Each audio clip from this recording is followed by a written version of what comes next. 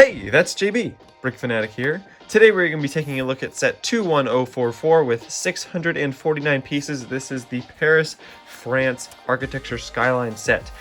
This set is awesome. Especially since I've been to all these places on here, it's just really cool to see all this in action. I'm going to show you some of the coolest builds as well as the close-up details and how the buildings are built.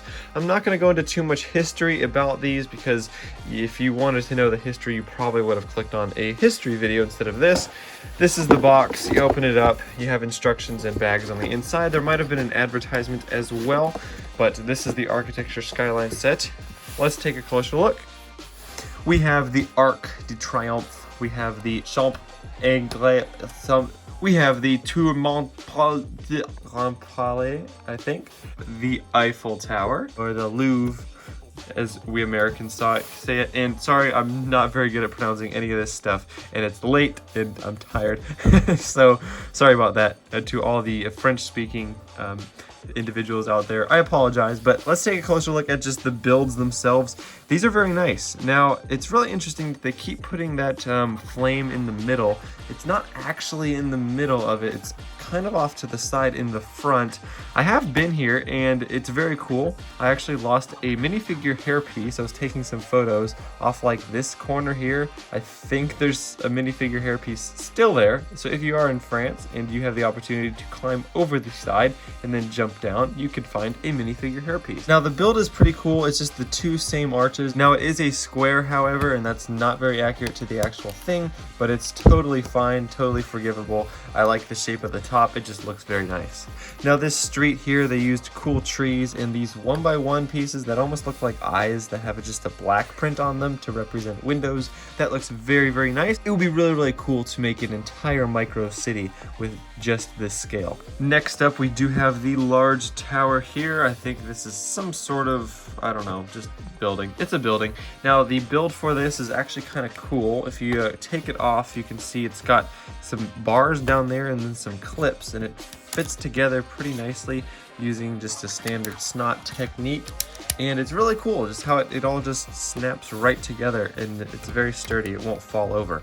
And it's just a nice sleek black building. And then we have the Grand Palais. So it's got a very cool build as well. Just again, a lot of snot in this build. If you don't know, snot stands for studs not on top in the Lego community, and that's just what I'm referring to. I'm not talking about the stuff that comes out of your nose. It's got just a cool build. This is the right way up, and it just goes sideways very nicely using the 1x1 snot brick with the two on the corner.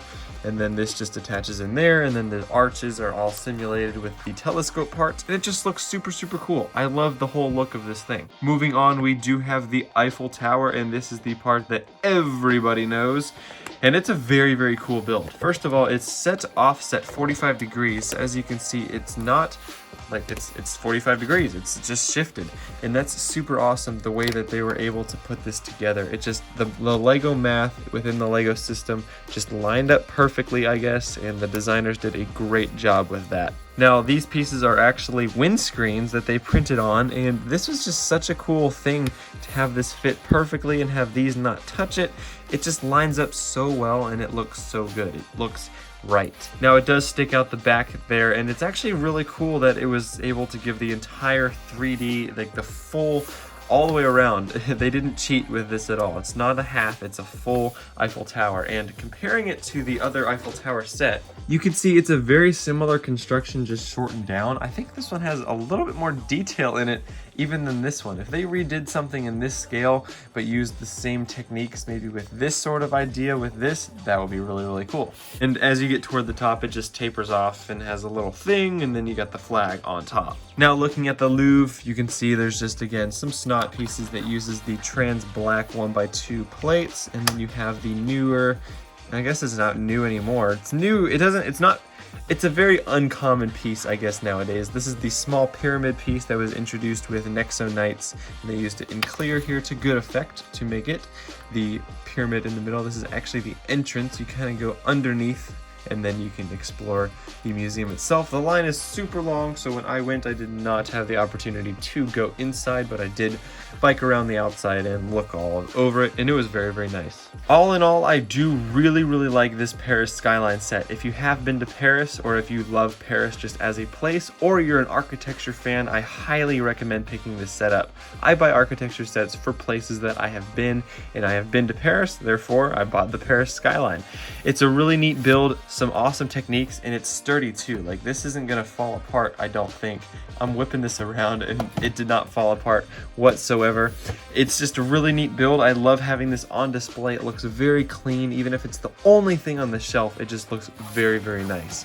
But I think that's gonna wrap it up for this video. Again, I'm not an in-depth reviewer. I kind of just show off things as I see fit. This has been JB Brick Fanatic, and I'll see you in the next one.